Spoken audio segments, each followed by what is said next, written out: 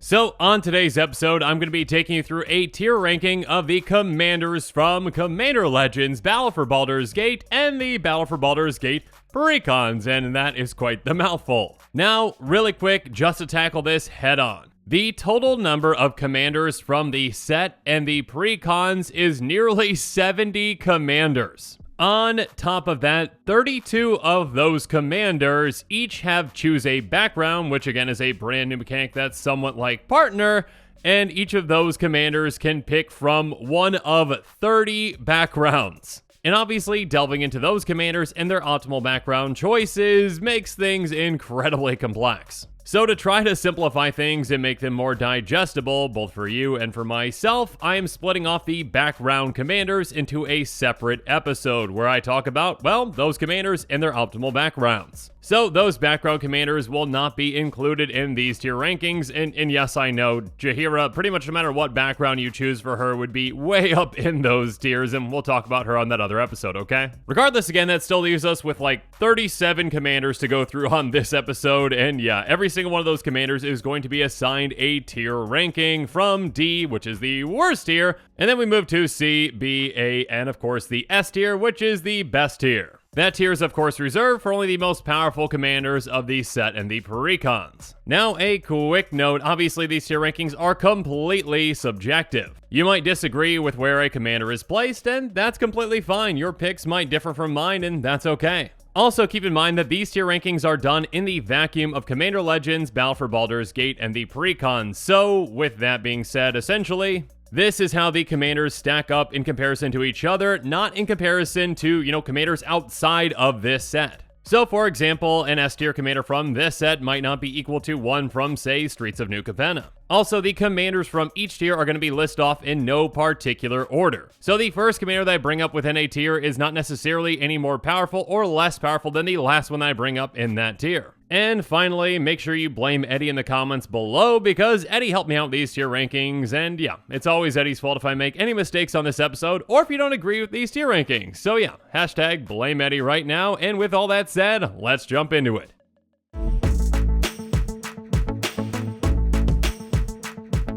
So the D tier is going to be where the weakest commanders from this set are, and yeah, this is definitely a D tier commander with Kaga, Shadow Archdruid. Kaga is a 1/4 elf druid that costs 2 black-green and has, when it attacks, it gains Death Touch until end of turn, mill 2 cards. And once during each of your turns, you may play a land or cast a permanent spell from among cards in your graveyard that were put there from your library this turn. So first up, with that attack trigger, you actually need to send your commander into danger to actually get, that mill 2, which is a nice effect that obviously pairs well with that second part, but again, you might lose your commander in the process. And though Death Touch is a decent deterrent, that is not always the case. And also on that second part, obviously there's a limit that you can only do this once during each of your turns, and that's either again one land or again cast a permanent spell, and again, either of those had to be something that was put into your graveyard from your library this turn. So this is pretty specific and really not all that powerful of an effect, so yeah. Kaga, Shadow Archdruid, for all of these reasons, you are most definitely a D tier commander.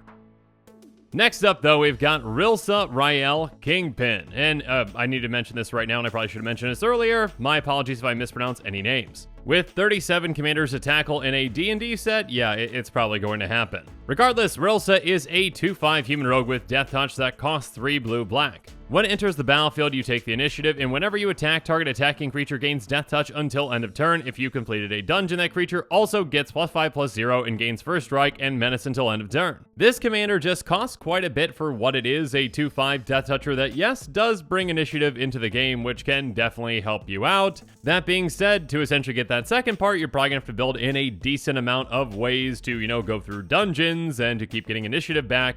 And again, the payoff for that is really not all that impactful. One attacking creature you control gets Death Touch, and again, if you complete that dungeon, you get +5/+0, and First Strike and Menace until end of turn. So yeah, that one creature can be hard to block if you do that, but still, not a big payoff for a commander with a decent investment. So yeah, in my opinion, Rilsa Rael Kingpin, you are most definitely in the D tier.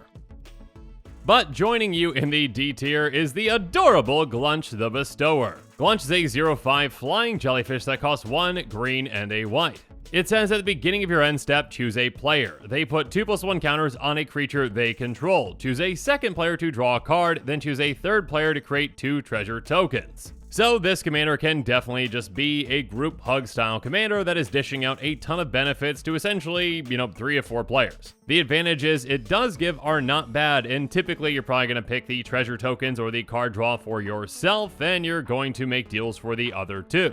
And with that, if you build this within a political control kind of mindset, yes, you can definitely kind of step up a tier or so with this kind of a commander. It really depends on the pilot. I am really not all that good at politics in Commander, though I do try at times. But that being said, someone that is very good at politics could probably step this up to a C-tier commander, but yeah, at this point, just on its face, this is most definitely a D-tier commander. Yes, you're benefiting yourself, but you're also benefiting other players as well.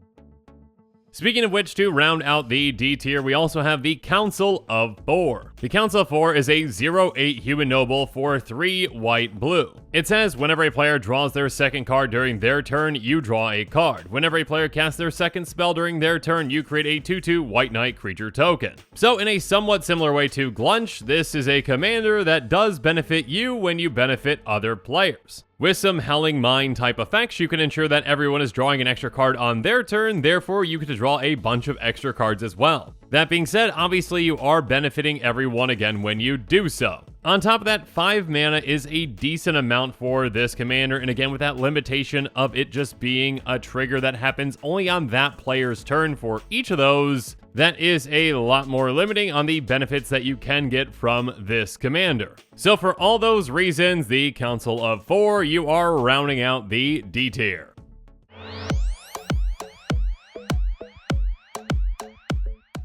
But now we're moving up a tier into the C tier with Gorian, Wise Mentor. Gorian is a 3/4 vigilant human wizard that costs green, white, blue. He has whenever you cast an adventure spell you may copy, you may choose new targets for the copy. So yes, this commander can double up your value on adventure spells, which can be a very exciting thing, but that being said, your current pool of adventure spells in Bant is decently limited. Even after this set with the adventure spells we got in combination with those from Throne of Eldraine, we are at just 38 cards in Bant that have adventure. And obviously only a certain amount of those are really playable in Commander. So this is definitely the type of commander that can get more and more powerful throughout the years as we get more and more adventure spells because yeah, I mean that base pool of adventure spells is going to continue to grow if we get more and more sets that utilize adventure. Because yeah, having a deck full of powerful adventure spells that can all be copied with your commander can of course be a very powerful thing. But at this point with the limited pool, this commander is quite limited and therefore it is in the C tier. Next up in the C tier, we've got Corlessa Scale Singer. Corlessa is a 1/4 dragon bard that costs green, blue, and has, you may look at the top card of your library anytime, you may cast dragon spells from the top of your library. So to be honest, there really isn't all that much to say about this commander. Yeah, I mean, this commander can provide you some additional card advantage for dragon spells specifically off the top of your library, so going, Simic Dragon Tribal, yeah, I mean, that's not an absolutely terrible thing, it's just not a very powerful thing. There are a decent amount of powerful dragons in Simic, but again, you're not getting the same quality of dragons that you'd be getting with a lot of other dragon tribal commanders. And in my opinion, Corlessa definitely doesn't help make up for that gap all that much. That being said, yeah, just dragon tribal in general is a pretty powerful thing with the number of powerful dragons that are out there, even just in Simic. So yeah, Corlessa Scale Singer at the end of the day, with all these factors taken into account, you are a C tier commander.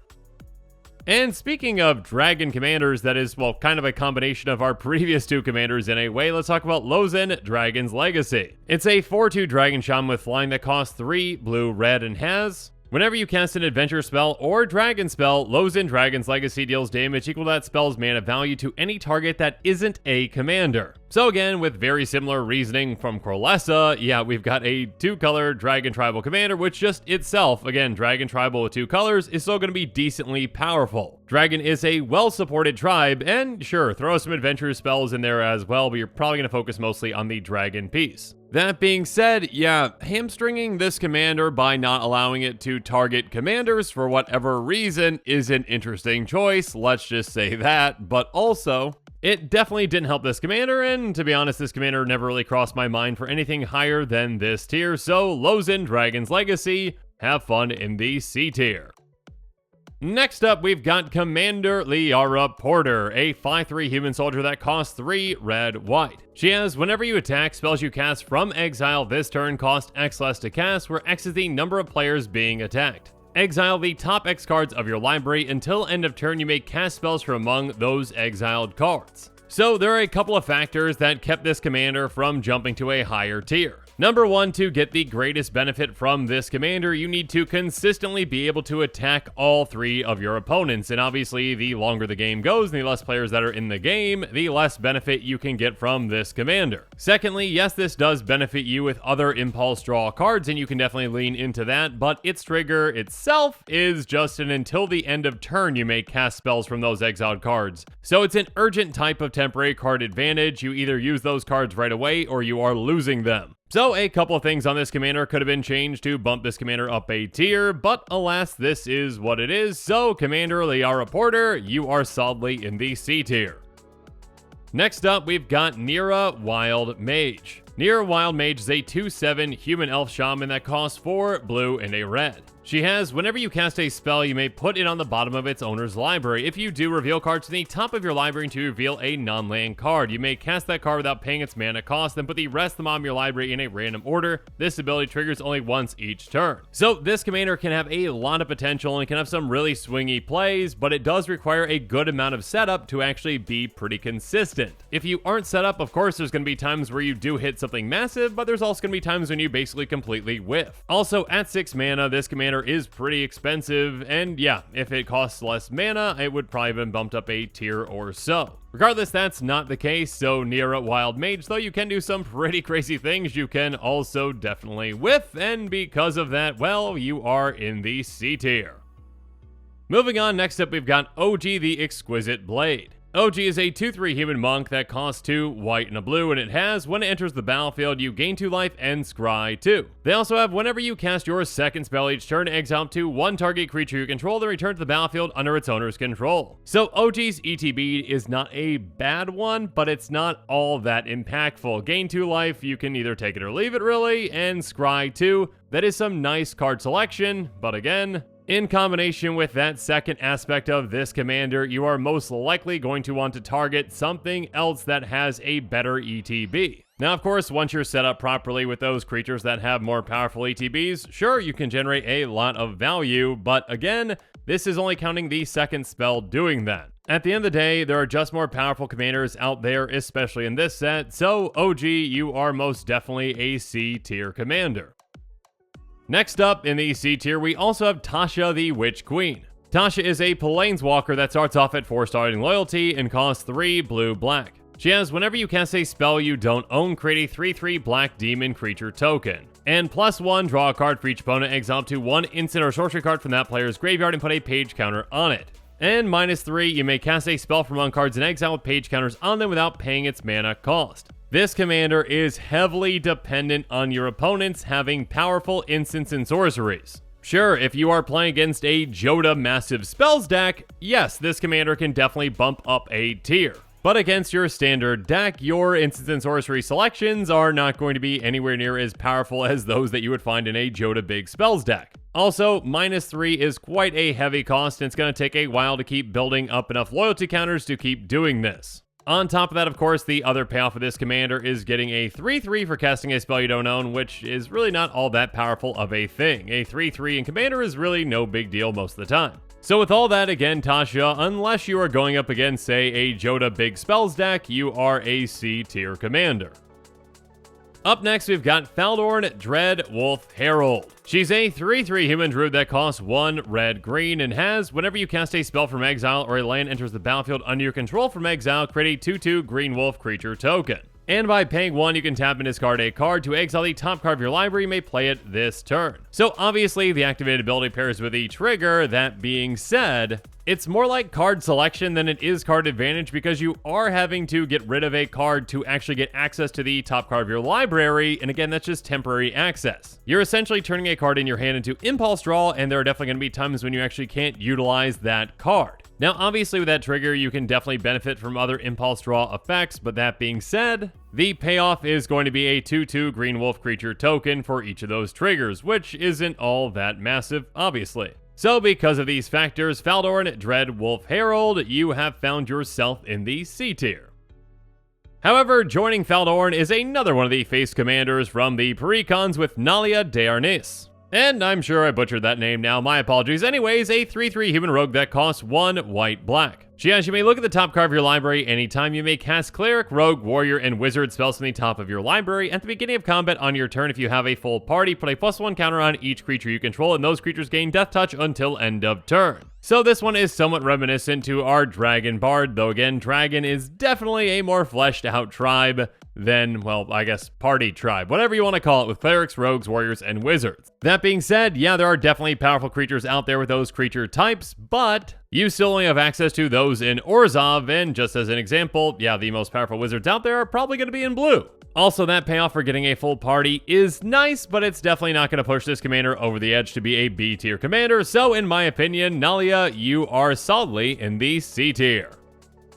And you might be noticing a pattern here because, yeah, we have yet another Precon commander in a row in the C tier. So Captain is a 3/6 horror pirate that costs 3 blue-black, and it has horrors you control have menace. Whenever a horror you control deals combat damage to a player, that player mills that many cards. And at the beginning of your end step, choose target artifact or creature card in an opponent's graveyard that was put there from their graveyard this turn, put it on the battlefield under your control. So we are starting to get more and more decent horrors out there, but there are not a ton, so it's not all that supported of a tribe. And when it comes to the main payoff, again, this only triggers at the beginning of your end step. And it only counts creatures or artifacts that were put there from an opponent's library, so it does not count creatures that just go to the graveyard in other means. With some slight tweaks, obviously this commander could be quite powerful, but as it is, this commander, in my opinion, is definitely a C tier commander.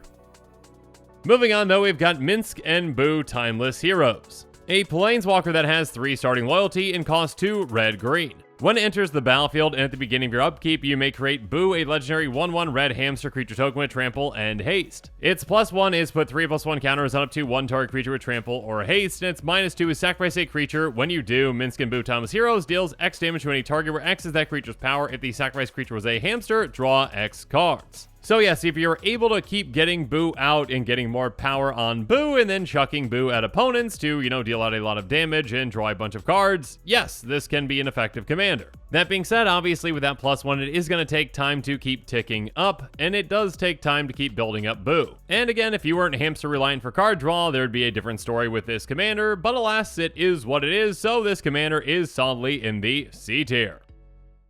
But now we've gotten to the final commander in the C tier with 9 Fingers Keen. She is a 4/4 human rogue with menace that has ward, pay 9 life, and she costs 1 black, green, blue. She has whenever 9 Fingers Keen deals combat damage to a player, look at the top 9 cards of your library. You may put a gate card from among them onto the battlefield, then if you control 9 or more gates, put the rest into your hand, otherwise put the rest on the bottom of your library in a random order. So at this point, though there are 20 gates in existence, again this is a Sultai commander, so you're losing out on 2 colors, and therefore you're also losing out on a decent amount of gates. In fact, even from just losing those 2 colors and this not being a 5-color commander, you are missing out on 9 of the gates, so you only have access to 11. So there is definitely the potential to completely whiff with that combat damage trigger. Now, obviously, once you get to 9 gates, that is a huge benefit to be able to draw 9 cards, essentially. But yeah, that is quite the task since there are only 11 gates in total. So things might change over time as this commander gets access to even more gates, but yeah, at this point, 9 Fingers Keen, you are in the C tier.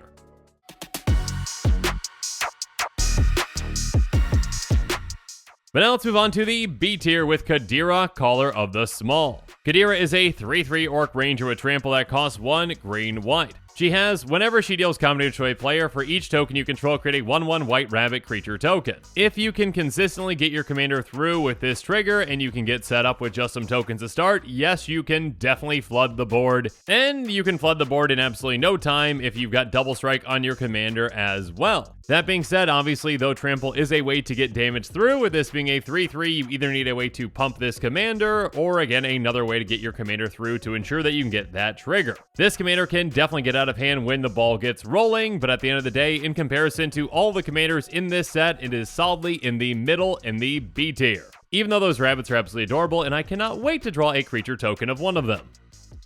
Regardless, speaking of creature tokens, let's talk about Raphael, Fiendish Savior. It's a 4/4 Devil Noble with flying that costs 3 black and a red. It says other demons, devils, imps, and tieflings you control get ++1 and have lifelink. And at the beginning of each end step, if a creature card was put into your graveyard from anywhere this turn, create a 1/1 red devil creature token with, when this creature dies, it deals 1 damage to any target. This is another type of commander that can definitely be very impactful once you are set up properly. That trigger does occur at the beginning of each end step, so all you need is a free sacrifice outlet, and you can just keep replacing those creature tokens with another devil creature token, and pinging something in the process. That being said, to really make the most of this commander, you definitely need to have some other benefits for those death triggers as well. But yeah, overall, at the end of the day, a very solid B tier commander.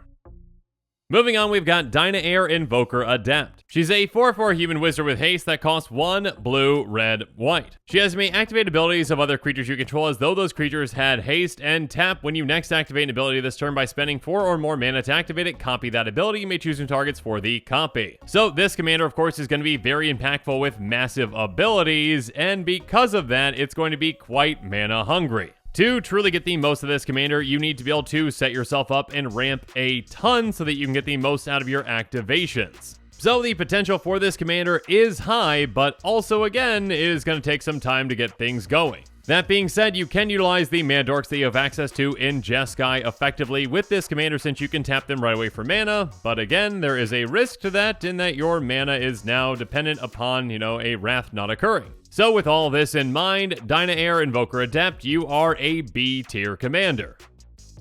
Next up, a commander that I went back and forth a couple of times on where to place it, Astarion the Decadent. Astarion is a 4/4 vampire elf rogue that has death touch and lifelink that costs 4 white black. It says at the beginning of your end step, choose 1. Feed, target opponent loses life equal to the amount of life they lost this turn, or friends, you gain life equal to the amount of life you gained this turn. The first of the options generally is going to be more impactful in most situations, and this is actually the reason why I was thinking of placing this commander 1 tier above this. There are a decent amount of cards out there that can essentially combo with this to take a player out with that trigger. Any card that essentially makes a player lose half their life is obviously going to be doubled up with this trigger, so then the player loses all of their life. But at the end of the day, this is a 6 mana commander, so there is a decent amount of investment and setup to, well, actually make this happen. So because of all this, Astarion the Decadent, at the end of the day, you ended up in the B tier.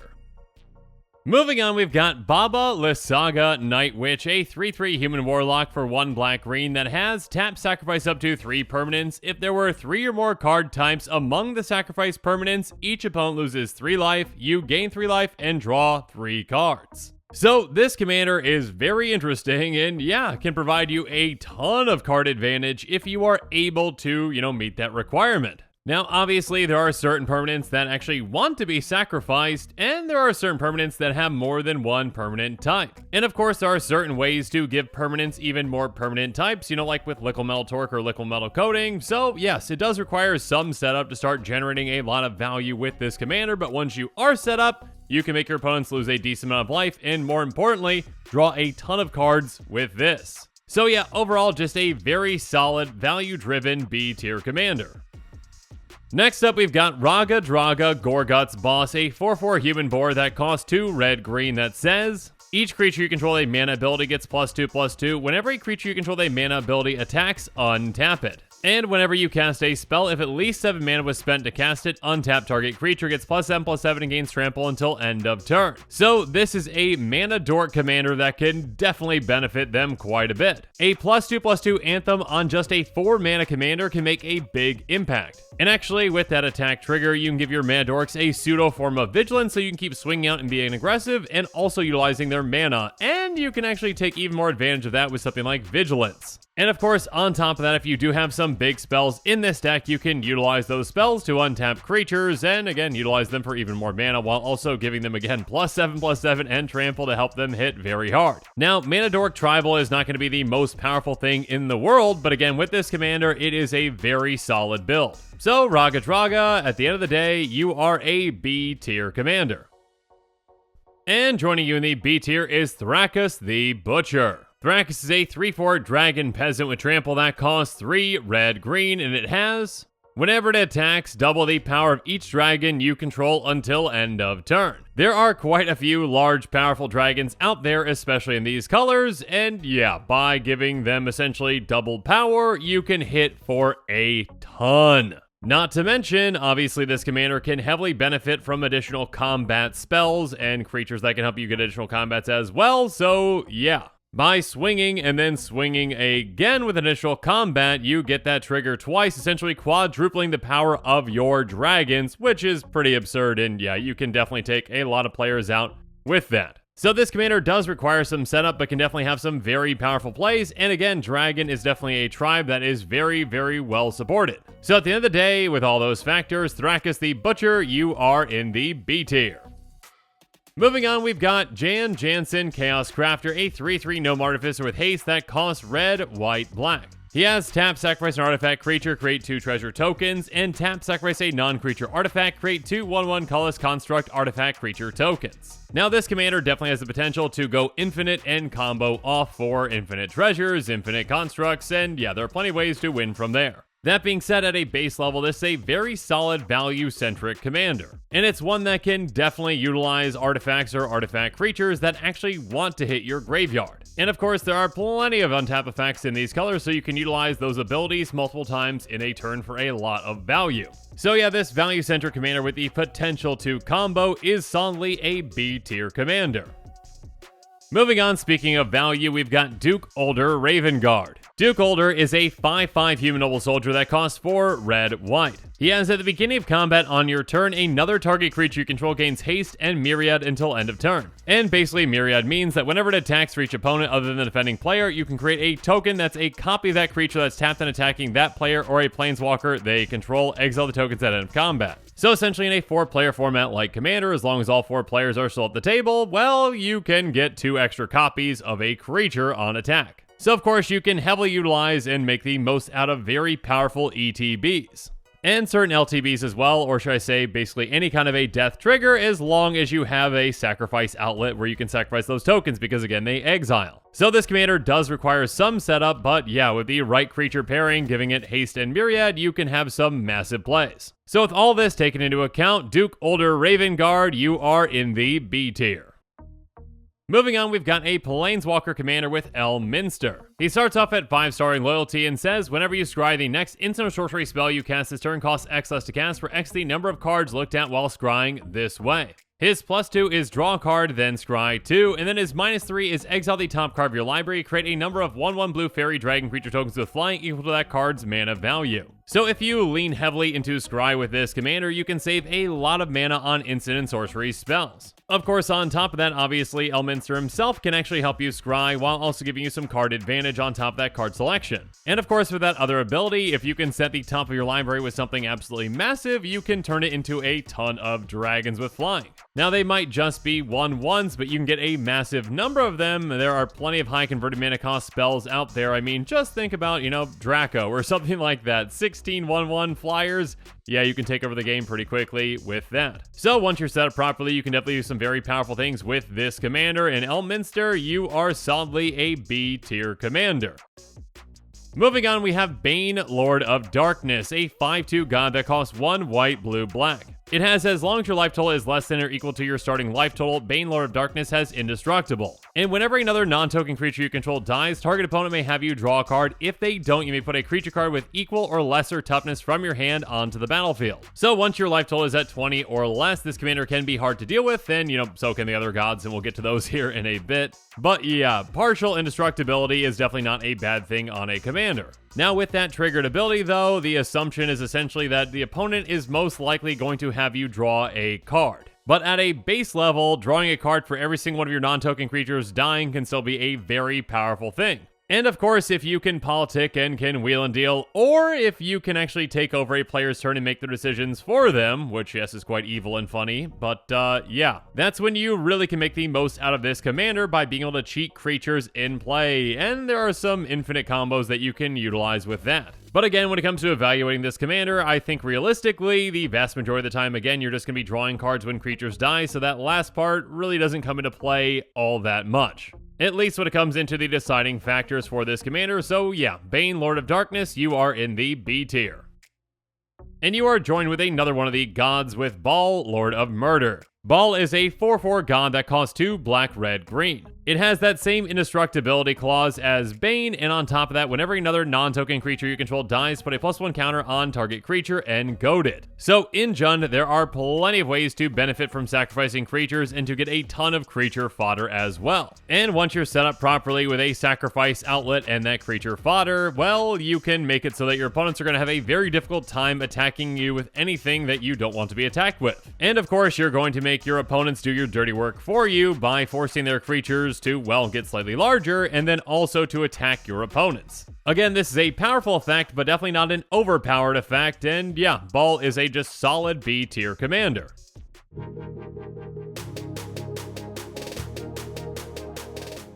But now we're moving on to the A tier, the second most powerful tier, with the last of the gods with Myrkul, Lord of Bones. It's a 7/5 god that costs 4 white, black, green, so quite a bit of mana. It has the exact same indestructibility text, and then on top of that, whenever another non-token creature you control dies, you may exile it. If you do, create a token that's a copy of that card, except it's an enchantment and loses all other card types. That is an incredibly powerful effect because, well, first of all, you can definitely use and abuse creature ETBs with this, and yeah, there are also certain creatures that you'd actually rather have as enchantments because of their abilities or effects. And there are certain ways to go infinite with creatures that are now enchantments and no longer creatures as well. If this commander didn't have such a high converted mana cost, it might even make it up into the S tier, but again, at 7 mana, Myrkul, Lord of Bones, you are an A tier commander.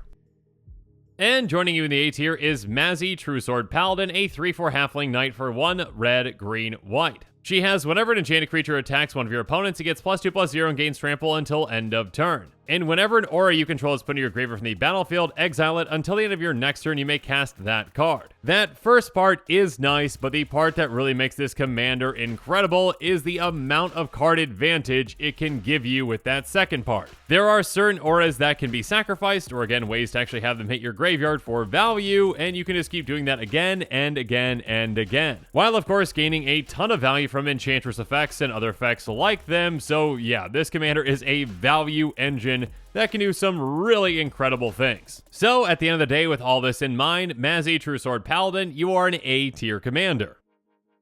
Next up, we've got John Irenicus, Shattered One. It's a 3/3 elf wizard that costs 2 blue, black. It has, at the beginning of your end step, target opponent gains control of up to 1 target creature you control. Put 2/+1 counters on it and tap it. It's goaded for the rest of the game and it gains. This creature can't be sacrificed. And on top of all that, whenever a creature you own but don't control attacks, you draw a card. So this commander already had an incredibly powerful effect, but on top of that, you just get a ton of card advantage out of this. There are plenty of creatures out there that you can generously gift your opponents that they definitely aren't going to want. In fact, there are certain creatures that you can essentially gift your opponents that, again, they have to attack with, and yeah, these creatures can just wreck all of their plans. And of course, while you are wrecking their plans and they're attacking with your creatures, you're drawing a ton of cards. So yeah, this commander is both brutal and a brutally effective value engine, and at the end of the day, it is an A tier commander. Moving on, we've got Alondo the Seer, a 3/5 human shaman for 2 green blue. He has tap, draw a card, then exile a card from your hand and put a number of time counters on it equal to its mana value. It gains when the last time counter is removed from this card. If it's exiled, you may cast without paying its mana cost. If you cast a creature spell this way, it gains haste until end of turn, then remove a time counter from each other card you own in exile. So in these colors, you've got plenty of ways to untap creatures again and again and again, and yeah, with that and with very minimal setup, you can have Alando draw you an absurd amount of cards and exile things with kind of a pseudo-suspend that is based off of Alando's ability. The quicker you are able to tap and untap Alando, the more spells you're going to be able to cast freely. So with not too much setup, you can really get things going and do some pretty absurd things with this commander. Overall, Alando is a very solid A-tier commander.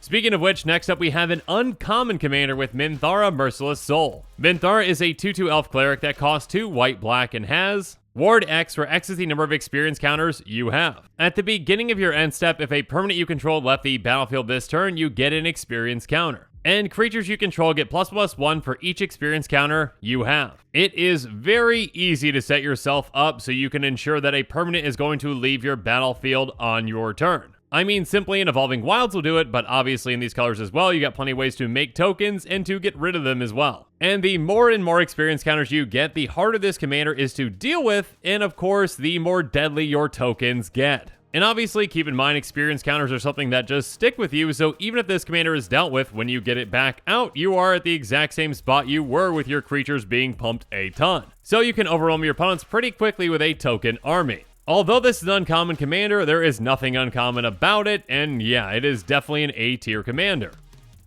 And joining us in the A-tier is yet another uncommon commander with Mahadi Emporium Master. It's a 3/3 cat devil that costs 1 black-red. It says at the beginning of your end step, create a treasure token for each creature that died this turn. Now, this only occurs on your end step, but it does count every single creature, and it does not specify non-token creature. This definitely could have been more limited, not with just saying non-token creature, but obviously this also could have maybe only counted your creatures, but this counts every single creature on the board. So if you simply wipe the board and then get this commander in play, or, maybe give this commander indestructible and then wipe the board, you can make a massive amount of treasures in no time. And of course, in these colors are plenty of ways to take advantage of your own creatures dying as well, and even more ways to utilize those treasures. So yes, this commander, although again it is uncommon, this is definitely not an uncommon effect, and this commander definitely deserves its spot in the A tier.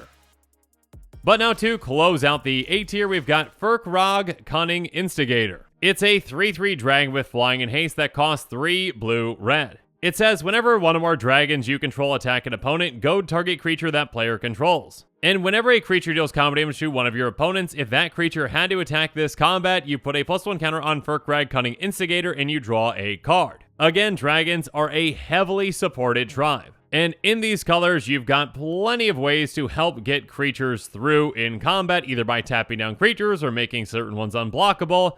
And of course, you also have even more ways to goad creatures, and of course, you've got access to some mass goad effects as well. So with this commander, not only are you forcing your opponents to do your dirty work for you, but you also are going to benefit heavily from that when they hit your other opponents. Your commander not only grows, but more importantly, you're going to be drawing a ton of cards. And of course, there are even more ways to benefit from that card draw as well in these colors too. So yeah, overall, just a very solid commander, one that can do some very powerful things, and one that is most definitely an A-tier commander.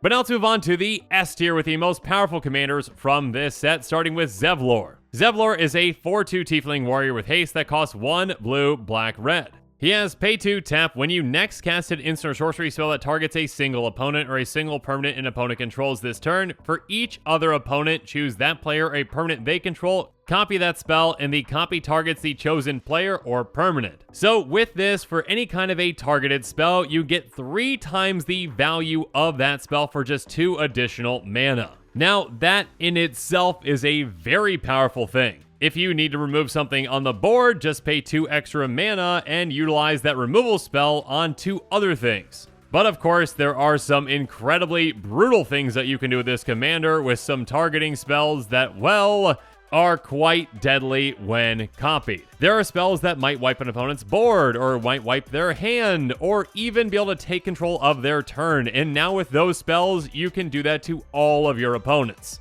So yeah, this commander has a ton of potential, can do some incredibly brutal and powerful things, and it is an S tier commander. And joining Zevlor in the S tier, we've got Miram, Sentinel Worm. Miram is a 6/6 Dragon Spirit with Flying and Ward 2 that costs 3 green, blue, red. It says, whenever another non-token dragon enters the battlefield under your control, create a token that's a copy of it, except the token isn't legendary if that dragon is legendary. This is a pretty absurd commander, and it definitely did not need that Ward 2, but it's on there. You get to copy every single one of your dragons, including your legendary dragons. And of course, in these colors, there are some incredibly powerful dragons, especially legendary dragons like, Niv-Mizzet Parun, that you are definitely going to want to copy. On top of that, they did not specify that whenever those non-token dragons come into play, they had to be cast. So because of that, to get that trigger, you can simply just blink your non-token dragon to get an additional copy. And yeah, in this color combination, you've got access to a decent amount of blink spells, and of course you will also have access to clones. So make more and more copies that aren't legendary of powerful legendary creatures, like again, Niv-Mizzet Parun, and then just clone it again and again and again. So yeah, there are plenty of busted things that you can do with this commander, and again, for whatever reason, it has Ward 2, so it's also protected a bit. But yeah, Miram, Sentinel Worm, you are most definitely an S tier commander. But now as things are wrapping up, I just want to say I really hope that you enjoyed this episode because I had a lot of fun making it. And yeah, of course, as always, thanks again and have a good one. This show and episodes like this one are possible thanks to viewers like you. If you're looking for an easy way to help support this show, make sure that you like, share, and subscribe. Also, hit that bell notification icon so you don't miss any new episodes. You can also go check out our playmats and other merchandise at thecommandersquarters.com. We also have a ton of brand new t-shirt designs in stock, so make sure you check out those as well. Another easy way to support this show is with our TCG Player affiliate links. So whether you're buying a deck or individual cards, you can use this general link right here or one in the description. And the final way that you can support this show is by supporting us directly by becoming a patron. There are many benefits to being a patron, and I truly couldn't do this without all of their support.